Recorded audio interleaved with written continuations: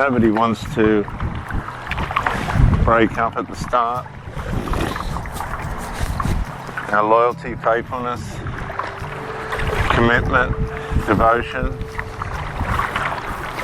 are designed to stay in the situation that we're in.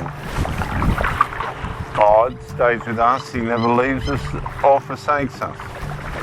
He doesn't need us to do anything to impress Him.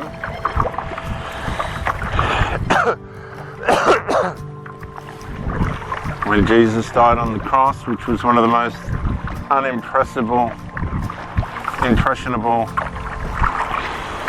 acts that somebody could do to help somebody else, He settled all our issues between Himself and us for time and eternity, never to be worried about again. That was it, once and for all. A very loving, kind, merciful, gracious thing to do for His fallen humanity. The humanity that He created, that was infiltrated, and this by the powers of darkness. Now these powers of darkness today still try and infiltrate who we are and what we do.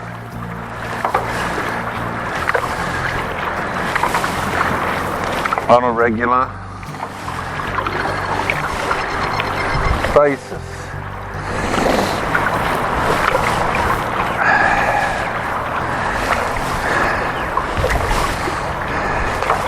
They attack.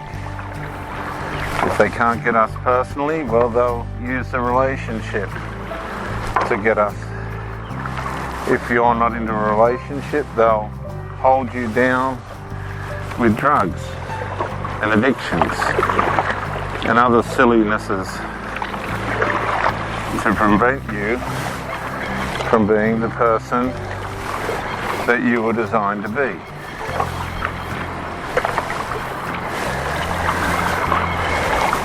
That's how it works.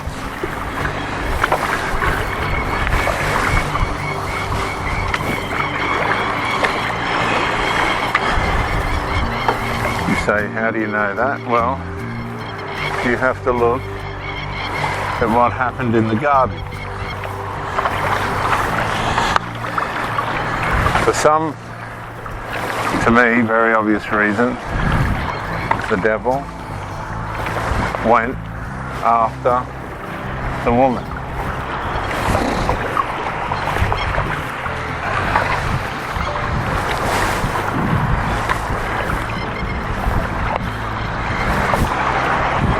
And the consequences of that, because there was only a few people involved, 2 at the time as far as we know,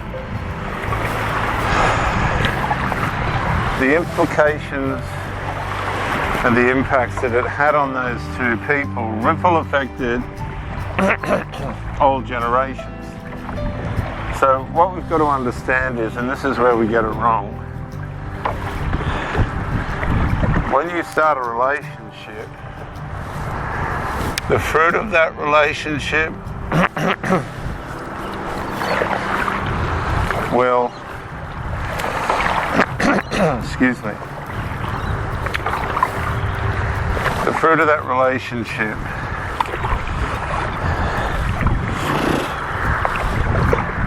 whether it be good or bad, will ripple effect onto the people associated with you.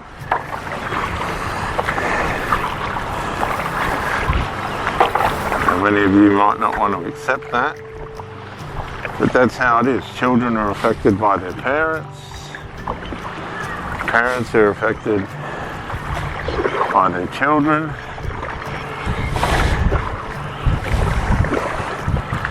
And all the consequences of our behavior and our decisions and the things that we do to ourselves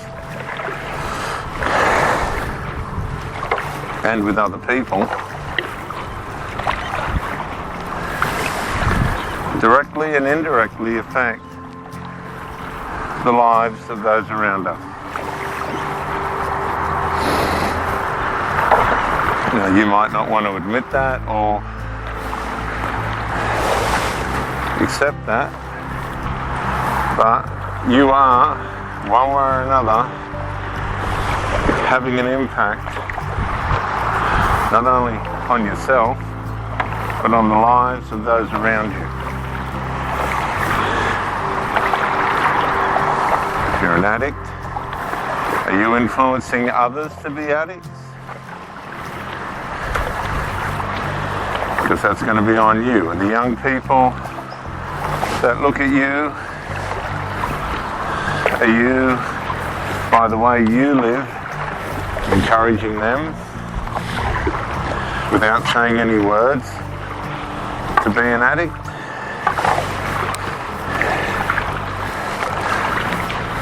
Now, you might not think you are, but I can assure you influence is a very powerful way of affecting people's lives. We influence people by the things that we do. Whether we want to believe that or not.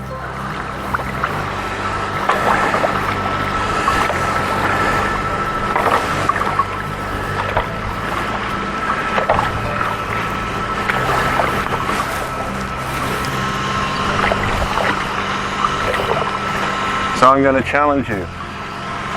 What part of your life and the things that you do are impacting you negatively and then ripple affecting others by the way you present yourself in your life? What fruit is growing from your tree and being picked or landing on the ground and being picked up? Because Jesus said you'll know them by their fruit, and he knew what he was talking about. What fruit is falling to the ground or being picked from your life that negatively impacts you and goes on to negatively impact those around you? And if there isn't any, thank God. Thank God that you had the wisdom to find a way through life to be able to remove from yourself and grow out of the infantile things that we do that affect ourselves and affect others. And if you, in that question, did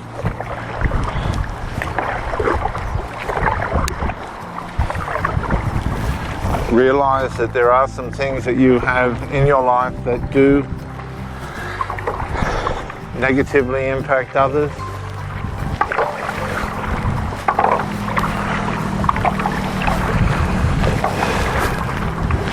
then I challenge you to micro-incrementally and progressively, bit by bit, one step forward, two steps back, to change those habits and ways from your life to help your life and lead others into a better way of looking after themselves and looking after those around them.